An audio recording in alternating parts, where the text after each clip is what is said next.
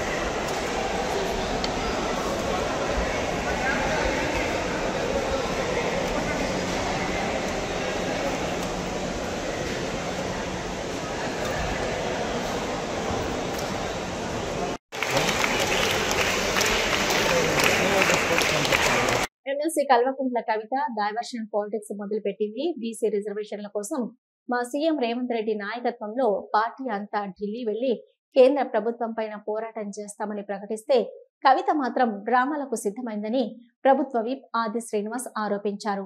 నిరాహార దీక్ష చేస్తామని కవిత చెప్తుంది. ఆమె ఏ హోదాలో దీక్ష చేస్తుంది?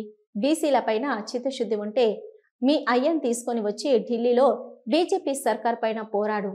ఆయన ఫామ్ హౌస్ లో పడుకుంటాడు. నువ్వు మీ అన్న డ్రామాలాడుతున్నారు. బీజేపీ పైన మాట్లాడడానికి మీకు నోరు రాదు. మోదీని చూసి నువ్వు మీ అయ్య వణికిపోతున్నారని అన్నారు. తెలంగాణలో దీక్ష చేయాల్సిన అవసరం ఏముంది? అసెంబ్లీ బిల్ పాస్ చేసి కేంద్రానికి పంపాం. ఆర్డినెన్స్ తెచ్చి గవర్నర్ కి పంపాం. మా చిత్తశుద్ధిలో ఏం లోపముంది? మీ కల్వకుంట్ల డ్రామాలను తెలంగాణ ప్రజలు నమ్మరని అన్నారు. మీకు మా బీసీల పైన మీ భారతీయ రాష్ట్ర సమితికి ప్రేమ ఉంటే మీ తండ్రి కేసీఆర్ గారు మీరు వచ్చి ఢిల్లీలో ఈ ధర్నానా ఈ దీక్షణ చేస్తే మా బీసీల కోసం మీరు ప్రయత్నం చేస్తున్నట్టుగా మేము భావించవలసి వస్తుంది. ఏంది దొంగ డ్రామాలు ఏందో అంటున్నాం. అసలు మా చిత్తశుద్ధిలో ఏం లోపం ఉందని అడుగుతున్నాం. తెలంగాణలో దీక్ష చేయవలసిన అవసరం ఏమొచ్చింది? ఆ దీక్ష చేయవలసిన అవసరం ఇప్పుడున్న పరిస్థితులలో ఢిల్లీలో ఉంది బీజేపీ ప్రభుత్వం పైన. ఎందుకు భారతీయ జనతా పార్టీ పైన మీరు గాని మీ తండ్రి గారు కేసీఆర్ గారు మాట్లాడడానికి వెనుకాడుతున్నారు? నరేంద్ర మోడీని చూసి ఎందుకు మీరు వణుకుతున్నారు? దానికి ముందు సమాధానం చెప్పండి. మేము వెళ్లి ఢిల్లీలో బీసీల కోసం పోరాటాన్ని చేస్తాము, ఉధృతం చేస్తామంటే ఇప్పుడు ఇది ఈ డ్రామాలు, దీక్ష డ్రామాల పేరిట, డైవర్షన్ పాలిటిక్స్ పేరిట కవిత గారు ముందుకు రావడం సబబు ఎంతవరకు అనేది మా బీసీ సమాజం గమనిస్తున్న వేళ నిజంగా మీకు చిత్తశుద్ధి ఉంటే రండి. ఢిల్లీలో భారతీయ జనతా పార్టీ ప్రభుత్వం వ్యతిరేకంగా కేసీఆర్ గారి నాయకత్వంలో మీ బీఆర్ఎస్ ప్రభుత్వం ధర్నా ఇస్తారు, దీక్ష చేస్తే కూర్చోరు. మేమో పక్కన కూర్చోండి, మీరో పక్కన వచ్చి కూర్చోరు అక్కడ మా బీసీల కోసం. దానికో అర్థం కాని అసలు తెలంగాణలో దీక్ష చేయడానికి ఇక్కడ ఏం అవసరం ఉందో అంటున్నాం. ఈరోజు మా ప్రభుత్వం మా ముఖ్యమంత్రి రేవంత్ రెడ్డి గారి నాయకత్వంలో రాష్ట్ర శాసనసభలో బిల్లును పాస్ చేయించినాం, కేంద్ర ప్రభుత్వం పంపినాం. 2018 రాజ్యాంగ సవరణ సంబంధించిన ఆర్డినెన్స్ తీసుకుని వచ్చినాం, గవర్నర్ గారికి పంపించినాం. ఇది ఇక రాష్ట్ర ప్రభుత్వం చేయవలసింది ఏముందని చెప్పి ఈ రాష్ట్రంలో మీరు దీక్ష చేస్తారు అంటున్నాం. మీ మాటల్లో రాష్ట్ర ప్రభుత్వం వ్యతిరేకంగా, కేంద్ర ప్రభుత్వం వ్యతిరేకంగా అనమాట. రాష్ట్ర ప్రభుత్వం ఏం వ్యతిరేకిస్తుంది బీసీలకు అంటున్నాం. అసలు రాష్ట్ర ప్రభుత్వం యావత్తు కేబినెట్ లోనే తీర్మానం చేసి 3 రోజులు మేము అక్కడ ఢిల్లీలో భారతీయ జనతా పార్టీపై ఒత్తిడి పెంచాలని ప్రభుత్వం పైన రాష్ట్రపతి కలవాలి, జంతర్ మంతర్ ధర్నా అని చెప్పని మీ ప్రకటన చేస్తే మీరేదో 72 గంటలు నేను దీక్ష చేస్తా అని చెప్పని అసలు మా బీసీలు ఎవరు అడిగారు మిమ్మల్ని అని? అసలు మీరు ఏ హోదాతో చేస్తారు? బీఆర్ఎస్ లో మీ హోదా అయిందో అంటున్నా. ఇటు కేటీఆర్, ఇటు మీరేమో డ్రామాలు, కేసీఆర్ గారు మాట్లాడరు. అంత హిస్టారికల్ మూమెంట్ బీసీ బిల్ వస్తే ఆ బీసీ బిల్కి సంబంధించిన సందర్భంలో ప్రతిపక్ష నేత హోదాలో కేసీఆర్ గారు రారు. ఈరోజు ఈ డైవర్షన్ పాలిటిక్స్ మానండి, ఈ డ్రామాలు మానండి. మా చిత్తశుద్ధిని మీరు శంకించవలసిన అవసరం లేదు. మా రోల్ బీసీల కోసం 42% రిజర్వేషన్ ఇచ్చేటువంటి ప్రక్రియను ఈ రోజు అమలు చేసి అసెంబ్లీలో బిల్లును పాస్ చేయించినాం, బిల్లును కేంద్ర ప్రభుత్వం పంపినాం. షెడ్యూల్ 9లో రాజ్యాంగ సవరణ జరుపుమని చెప్పండి ఆర్డినెన్స్ చేసినాం, గవర్నర్కు పంపినాం. వారేమో కేంద్ర హోంశాఖకు రాష్ట్రపతికి పంపించిందని చెప్పని వింటున్నాం. మీ పోరాటం, మీ దీక్ష మీకు నిజంగా మా బీసీల పైన చిత్తశుద్ధి ఉంటే మీ నాయకుడు కేసీఆర్ గారు, ప్రతిపక్ష నేత మాజీ సీఎం కేసీఆర్ గారు తీసుకొచ్చి ఢిల్లీలో ఈ దీక్షన ధర్నాన ఏం చేస్తారో చేసి అప్పుడు మీ చిత్తశుద్ధి. అల్వాల్ సర్కిల్ పరిధిలోని ఎంఆర్ఓ కార్యాలయంలో మల్కాజ్గిరి ఎమ్మెల్యే మర్రి రాజశేఖర రెడ్డి కళ్యాణ లక్ష్మి షాదీ ముబారక్ చెక్కులను అందజేశారు. ఈ సందర్భంగా ఎమ్మెల్యే మాట్లాడుతూ టీఆర్ఎస్ ప్రభుత్వం ప్రవేశపెట్టిన కళ్యాణ లక్ష్మి షాదీ ముబారక్ చెక్కుల పథకాన్ని కాంగ్రెస్ ప్రభుత్వం ప్రజలకు అందజేయడం సంతోషకరమైన. కాంగ్రెస్ ప్రభుత్వం ఇచ్చిన హామీ తులం బంగారం కూడా కళ్యాణ లక్ష్మిలో షాదీ ముబారక్లో చేర్చి ప్రజలకు అందించే ప్రయత్నం చేయాలని ఎమ్మెల్యే రాజశేఖర రెడ్డి కోరారు. కార్యక్రమంలో స్థానిక కార్పొరేటర్లు, టీఆర్ఎస్ పార్టీ నాయకులు, కార్యకర్తలు తదితరులు పాల్గొన్నారు.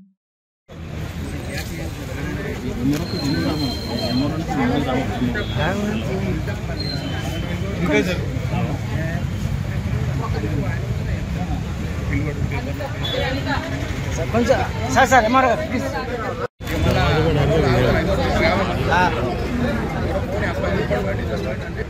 అమ్మ జనం का जरा please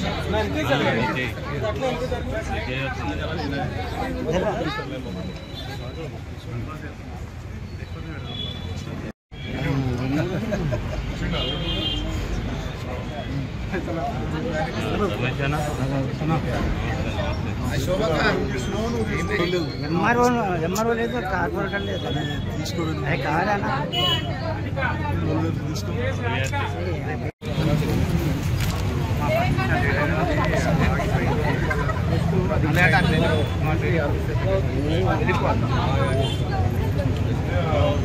NTR A Konduru police station constable కాంతారావుపై హత్యాయత్నం జరిగింది. తనపై మేకల రవి, అతని అనుచరులు రాడుతో హత్యాయత్నం చేయబోయారని, త్రుటిలో తప్పించుకున్నానని కానిస్టేబుల్ కాంతారావు మీడియాకు వెల్లడించారు.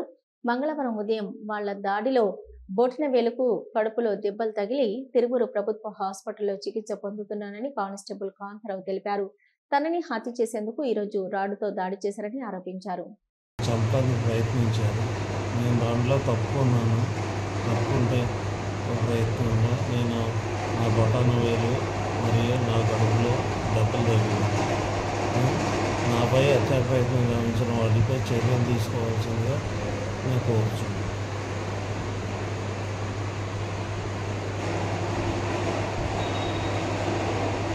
బాటసింగారం ఫ్రూట్ మార్కెట్ సమీపంలో అంతర్రాష్ట్ర మాదక ద్రవ్యాల స్మగ్లింగ్ ముఠాను ఛేదించి 5 కోట్ల విలువైన 935.6 కిలోల గంజాయి స్వాధీనం చేసుకున్న ఈగల్ టీం ఒడిశా నుంచి మహారాష్ట్రకు తరలిస్తుండగా గంజాయి పట్టుకున్న eagle team Google crowd director Bru brain తో రాష్ట్ర విద్య, ఐటీ, ఎలక్ట్రానిక్స్ శాఖల మంత్రి నారా లోకేష్ భేటీ అయ్యారు. ఈ సందర్భంగా మంత్రి లోకేష్ మాట్లాడుతూ విశాఖపట్నంలో డేటా సిటీని ఏర్పాటు చేసేందుకు గూగుల్ సంస్థ గత ఏడాది డిసెంబర్ 11న ఏపీ ప్రభుత్వంతో ఎంఓయూ కుదుర్చుకుంది. రాష్ట్రంలోని యువతను ఆర్టిఫిషియల్ ఇంటెలిజెన్స్, ఏఐ వినియోగాన్ని ప్రోత్సహించడానికి, నైపుణ్యాభివృద్ధి కార్యక్రమాలు నిర్వహించడానికి గూగుల్ మరో ఎంఓయూ చేసుకుంది. విశాఖలో డేటా సిటీకి అవసరమైన మౌలిక సదుపాయాలని పూర్తి చేశాం. సాధ్యమైనంత త్వరగా గూగుల్ డేటా సెంటర్ పనులు ప్రారంభించేందుకు చర్యలు చేపట్టండి. గూగుల్ తన సవాళ్ల కోసం సొంత చిప్లను రూపొందిస్తున్నందున వైజాగ్లోని ప్రతిపాదిత డేటా సెంటర్ క్యాంపస్ లో చీప్ డిజైనింగ్ కేంద్రాన్ని ఏర్పాటు చేసి అంశాన్ని పరిశీలించండి. గూగుల్ క్లౌడ్ ప్రపంచంలోని అతిపెద్ద డాటా సర్వర్ వినియోగదారుల్లో ప్రధానమైనది. చైనా, తైవాన్కు దూరంగా ఏపీలో తయారీని ప్రారంభించడానికి గూగుల్ ఏపీ ద్వారా సర్వర్ సప్లై చైనాకు కనెక్ట్ చేసే అంశాన్ని పరిశీలించండి. దీనిపై Google cloud director Drew brain స్పందిస్తూ ఇప్పటికే ఎంఓయూలు చేసుకున్న ప్రాజెక్టులతో పాటు ఏపీ ప్రతిపాదనలపై సంస్థ ఉన్నత స్థాయిలో బృందంతో చర్చించి సానుకూల నిర్ణయం తీసుకుంటామని చెప్పారు. జూబ్లీహిల్స్ లో కాంగ్రెస్ నేతలు అజరుద్దీన్, నవీన్ యాదవ్లతో కలిసి మంత్రి పొన్నం ప్రభాకర్ మీడియాతో మాట్లాడారు. ప్రజల ఆశీర్వాదంతో ఏర్పడిన ప్రజాపాలన ప్రభుత్వంలో అనేక కార్యక్రమాలు కొనసాగిస్తున్నాం.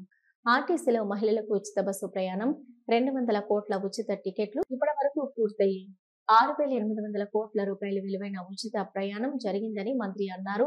200 యూనిట్ల ఉచిత విద్యుత్ అందిస్తున్నాం. లక్షల కుటుంబాలు లబ్ధి పొందుతున్నారు. రైతు భరోసా, రైతు రుణమాఫీ, సన్న వడ్లకు 500 రూపాయల బోనస్ అందించాం. నిరుపేదలకు ఇందిరమ్మ ఇల్లు ఇస్తున్నాం. హైదరాబాద్ నగరానికి సంబంధించి గత ప్రభుత్వం సిటీ అవతల కొల్లూరులో ఇల్లు కట్టినారు. 1,50,000 కొత్త యూనిట్లు పేర్లు కొత్తగా రేషన్ కార్డులోకి వచ్చాయి. రాజకీయాలకు అతీతంగా అర్హతలను బట్టి రేషన్ కార్డులు మంజూరు చేశాం. తెలంగాణ వచ్చిన తర్వాత గత 10 సంవత్సరాలుగా ఒక్క రేషన్ కార్డు ఇవ్వలేదని అన్నారు. అవకాశం తప్పకుండా ఈ కాన్స్టిట్యున్సీ హైదరాబాద్లో ఉన్న అన్ని నియోజకవర్గాల కంటే ఎక్కువ అభివృద్ధి అయ్యేటువంటి అవకాశంగా ఉంటుంది. కాబట్టి అవకాశం వినియోగించుకునే విధంగా మా నాయకత్వం ప్రజల దగ్గరికి పోతాం. చిన్న చిన్న అంశాలన్నీ కూడా ఓవర్కమ్ అయిపోయి అందరూ ఐక్యంగా, అందుకే బయట నుంచి లేదు లోపాలన్న తర్వాత లోపలందరూ కూడా సంఘటితంగా సంఘీభావంగా ఉండాల్సిన పరిస్థితి ఉంది. ఆ విధంగా ముందుకు పోతాం. ప్రధాన సమస్యలు అంటే కొంత ఇళ్లకు సంబంధించినటువంటి అంశం ఉంటుంది. పేదలకు సంబంధించిన స్లమ్స్ ఉన్నాయి, అక్కడెక్కడ కొంత వాటికి డ్రింకింగ్ వాటర్కు సంబంధించిన ఇష్యూస్ కూడా మెట్రో వాటర్ వర్క్స్ వాళ్ళతో మాట్లాడినాం. ఇటీవల బోరబండలో ఒకటి ఇనాగ్రేషన్ కూడా చేసుకున్నాం. దాంతోపాటుగా శానిటేషన్ సంబంధించి కానీ స్ట్రీట్ లైట్ సంబంధించి కూడా పర్ఫెక్ట్గా, ఎందుకంటే దాదాపు 10-15 నెలల నుంచి సరైన ప్రాపర్ రిప్రజెంటేషన్ లేక, నేనెవరు తప్ప ఆయన అనారోగ్యం ఉన్నదా కారణం ఏమైనా కావచ్చు, ప్లస్ ఇతరత్ర సమస్యల వల్ల కొంత జూబ్లీహిల్స్కు జరిగిన ఇబ్బందిని అన్నింటినీ పరిష్కరించే విధంగా మా చర్యలు ఉంటాయి. అది మొన్ననే మా గౌరవ వివేక్ గారు ఆల్రెడీ కార్యాచరణ తీసుకున్నారు. దానికి సంబంధించి కూడా కార్యక్రమం కొనసాగుతోంది. ఇంకా మీ దృష్టికి వస్తే కూడా ఏమైనా ఉంటే కూడా దయచేసి ప్రభుత్వం దృష్టికి తేండి. ప్రజా సమస్యల పరిష్కారంలో ఒక నిమిషం కూడా ఎన్నుకోపోయేది లేదు.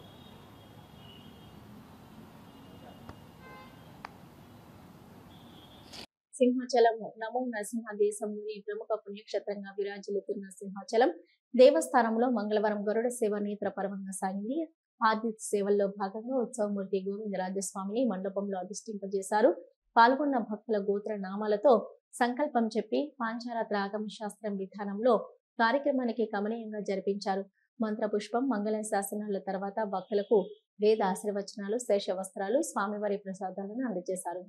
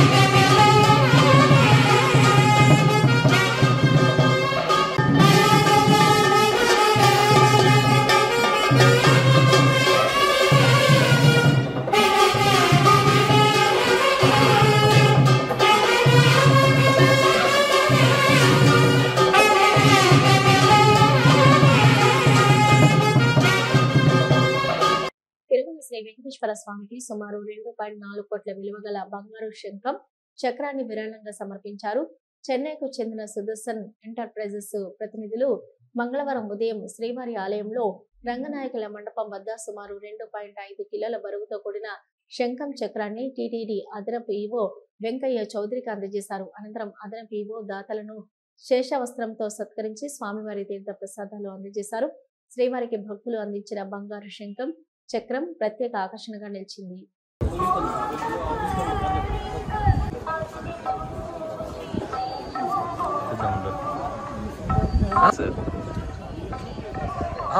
బ్యాగ్ పట్టుకోమని సార్.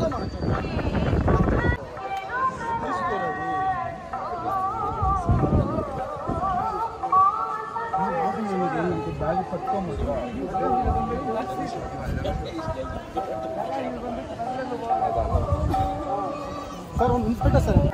ఏపీ పర్యాటక శాఖ మంత్రి కందుల దుర్గేష్ మంగళవారం తిరుమలలో శ్రీవారిని దర్శించుకున్నారు. తర్వాత మంత్రి మాట్లాడుతూ సింగపూర్ లో ఏపీ బ్రాండ్ను పెంచే ప్రయత్నం చేస్తున్న సీఎం చంద్రబాబు పర్యటన విజయవంతం కావాలి. వైసీపీ హయాంలో ఏపీ బ్రాండ్ ఇమేజ్ దెబ్బతిన్నది. ఇతర రాష్ట్రాల నుంచి ఏపీలో పెట్టుబడులు పెట్టేందుకు పారిశ్రామిక నేతలు భయపడ్డారని అన్నారు. తిరుపతి శ్రీశైలం అభివృద్ధికి ప్రత్యేక ప్రణాళికలు, ఏకో tourism, wellness tourism, adventures tourism, water sports tourism ఏర్పాటు చేసి రాయలసీమ అభివృద్ధికి కృషి చేస్తామని అన్నారు.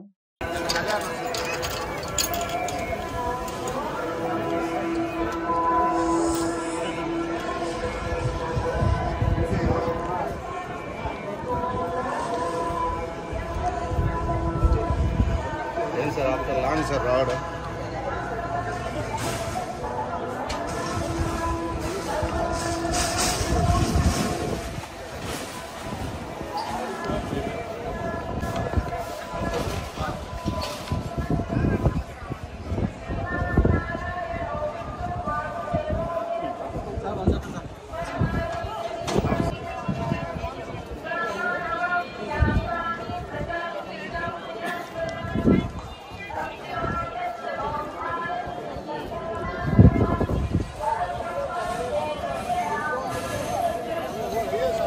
సార్ ఇలా సార్.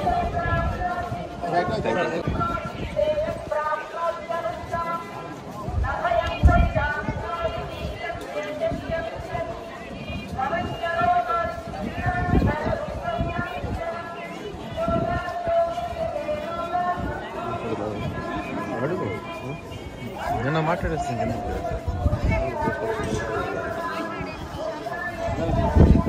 ఇవి ప్రవర్తన అప్డేట్స్. చూస్తూనే ఉండండి న్యూస్.